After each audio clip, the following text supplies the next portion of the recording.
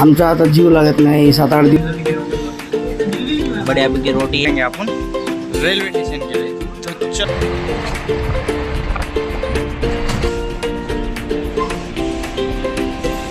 Guys good morning. कशा आहात सर्वजण. आय होप की सर्वजण छानच आजच्या तर आजच्या न्यू व्हिडिओमध्ये तुमच्या सर्वांचं स्वागत आहे. तर गाइस आपला गावाकडचा आजचा लास्ट दिवस आणि आपण आज जाणार आहे हैदराबादला. तर आपली गाडी आहे 2 वाजता आज आणि आपण आता उठून मस्त चाय वगैरे पिला, आता स्नान वगैरे करून बॅग वगैरे पॅक करून आपण निघणार रेल्वे स्टेशनला. तर मम्मी आमच्या इकडे गावाकडे एक आंबेवाला आलं आणि मम्मी म्हटली की आंबे खायचे का, तुला तिकडे आंबे जास्त खायला भेटत नाहीत. म्हटलं नको नको नको म्हटल्यानंतर पण माझ्या मम्मीनं आंबे आणली, कारण तिकडे आंबे भेटतात पण आम्ही खात नाही ना रे. घरी घेतलं तर आम्ही खातो, नाहीतर मग तिकडे घेऊन खायचं करायचं म्हणजे तेवढं करणार ना बॅचलर मुलं, तुम्हाला तर माहितीच आहे. तर बघू शकता काय मम्मीनं हे आंबे आणलेत आणि याच्यातले आंबे काही खाणार आपण आणि 2-3 घेऊन जाणार गेलं तर, नाहीतर बाहेरूनच घेऊन जाणार. काय पप्पा? बरोबर आहे, घेऊन जा.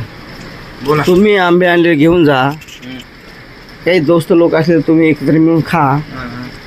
त्या दोस्ताला आठवण होती की बाबा याच्या गावावरून काहीतरी आणलेलं आहे मित्रांनी. हा पम्मा त्याला आपलं हे महादेव हे 2-3 पोरं आहेत ना, ते बोलतात बघा काहीतरी गावाकडून आणलेलं आहे ते आपण पण खावं. गावाकडून आणलेली वस्तू जर आवडती बाहेरच्या लोकांना, त्यासाठी खातात ते पण. आता एवढे दिवस राहिलो मी, गेल्यानंतर तुम्हाला कर म्हणा रे बाबा. आमचा आता जीव लागत नाही 7-8 दिवस समजत नाही बा कसं झालं, बाळ गेला गडे बाळ गेला असं वाटते. मग त्यासाठी आम्हाला थोडं ध्यास लागते तुझा पण, त्यासाठी आम्ही पण जास्त आले की आम्हाला अवघड होते. तर त्यासाठी झालं तुम्ही जा, व्यवस्थित राहा, बघणे खाणे पिणे ड्युटी करा. मला काही सांगणार का? पम्माला पण व्यवस्थित राहण्याचं सांगतो की पम्मा तू व्यवस्थित राहा बाळाबरोबर. तुम्ही एकत्रित राहणे, खाणे पिणे राशन भरणे, एकत्रित राहणे, एकूण एकाला सांभाळणे. बाबा त्यानं नसला तू, त्यानं तू असलास त्यानं, एकूण एका स्वयंपाक बनणे, तुझ्या पाठीमाघारी त्यानं बनणे, तू त्याच्या पाठीमाघारी बनणे, एकूण एकाला मदत होती. एकत्रित राहणे, व्यवस्थित राहणे. पम्मावर तुमचा भरोसा आहे ना? पम्मावर 100% भरोसा आहे माझा. का तुम्ही सख्या भावासारखे वाटते मला बा, त्यानं तुला साथ देते तेवढी. पम्मा माणूस चांगला आहे, पम्माची साथ त्याला सोडू नको. ते म्हणून मी तुला नेहमीच सांगतो पम्माची साथ सोडू नको.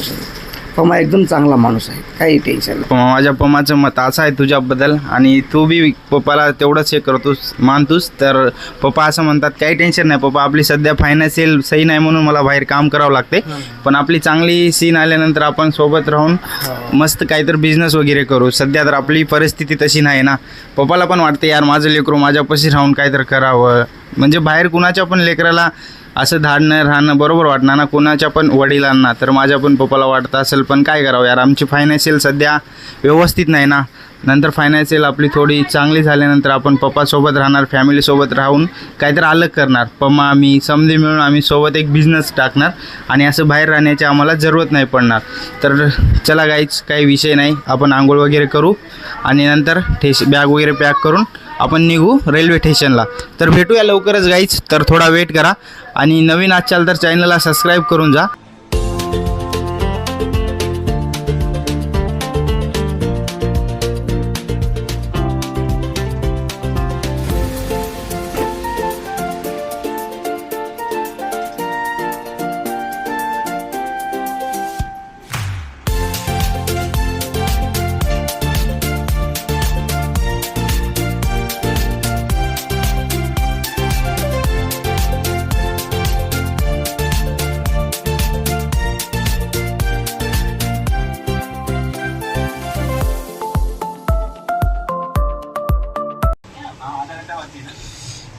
तो गाइस चलो फाइनली अपन जा रहे हैं अभी.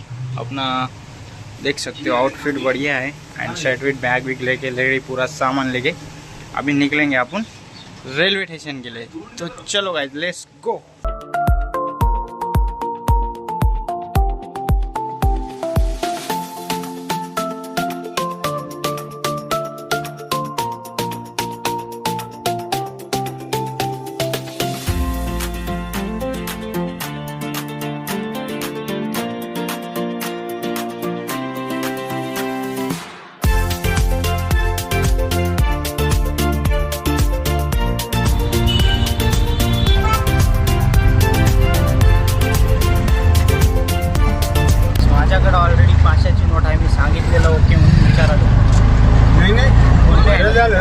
पण तुम्ही पण जाग्यावरच चांगला असं लोचा होते ते. आता चिल्लर घ्यायला कुठं कुठं फिरणार. आधीच खूप जास्त लागायचे. मला कुठं जायचं आम्हाला इकडे जायचं. द्या काका दोघांचे पैसे द्या. चला जाऊ द्या, यायची बी गाडी आली. तुमच्या इकडे जाते असं जायचे का? हो काका चिल्लर नाही माझ्याजवळ. इथून काकायचं शॉप आहे दुकान. तुझ्याकडे असल्यावर मला काय द्यायचं आहे.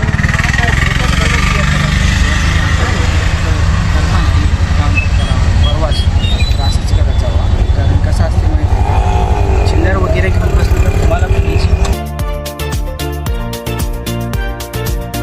बघू शकता मी रेल्वे स्टेशनला आलेलो आहे.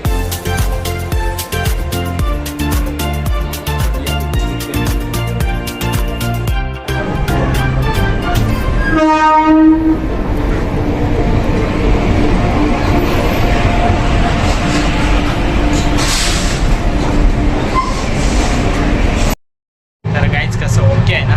चला आपण ट्रेनमध्ये आता आपला चालू आहे परवाच काहीच. आणि विचार केलो की चला भाई मित्रांना पण आपल्या जे आपले ब्लॉग्स बघतात त्यांना पण सांगावं की आपण ट्रेनमध्ये बसलो आहे आणि आपला प्रवास सध्याच चालू आहे.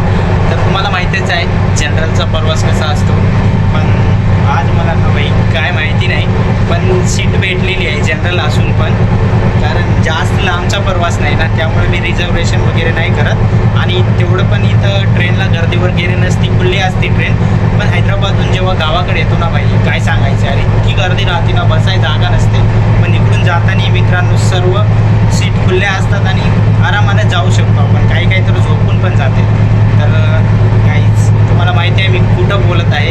आणि हे समोर दिसतोय ते आहे ना कुठलं आहे माहिती आहे का बाई. हे आहे ना बाथरूमचा आहे, बाथरूमचा. आणि काही तुम्हाला ट्रेनचा आवाज येत असत तर ट्रेनच्या आवाजाला इग्नोर मारा आणि मी जे बोलतोय त्याच्यावर लक्ष द्या. तर भाई आता चालू आहे पण मी ना बाहेर बोललो असतो पण विषय काय आहे माहिती आहे का. बाहेर आजूबाजूला माणसं बघत आहेत आणि गलका करत आहेत त्याच्यामुळे त्यांचा आवाज कॅप्चर करायचं एडिटिंगला प्रॉब्लेम होते. म्हणून मी काय म्हणलो चला बाई बाथरूमच्या आयण्यामध्ये जाऊन थोडंसं बोलावं. तर काहीच बघू शकता मी आयण्यात आलो आणि तुम्हाला सांगावं म्हणून तर ब्लॉग बनत आहे. तर काहीच एवढंच की तुम्ही माझ्या व्हिडिओला थोडं प्यार दाखवा, सपोर्ट करा आणि ढेर सारा प्यार द्या गाईज. आता मी मराठीत सर्व ब्लॉग बनवणार आहे आणि हिंदीत पण असणार माझ्या थोड्याफार. फायनली आपण हैदराबादला आलेले आहे आणि हैदराबादचे आपले होमीज तुम्हाला तर माहीतच असतील. बघू शकता होमीज आपले. आणि आज जाणार आहे आम्ही जेवायला. विषय कसा असतोय माहिती आहे का फ्रेंड सोबत आलं म्हणजे अलगच लेवलची मज्जा. सर्व काही चीज अलगच असतात रे भाई. काय पमा साहेब आहे मी. साहेब आहे पमा साहेब. फक्त पमा रॉक्सनचा फॅन आहे. आपण कुणाचा माहित आहे ओनली डॉन म्हणतात. डॉन संपाटा संपाटा. एकेकाळी गॅस फ्लो करतो फ्लो. चेहऱ्यावरती ग्लो. चेहऱ्यावरती ग्लो. चिकन रस खाऊ का तुम्हाला इथली. मला साधं बोळ लेखू नका पा. एकेकाळी मी पण माणसं मिळाले.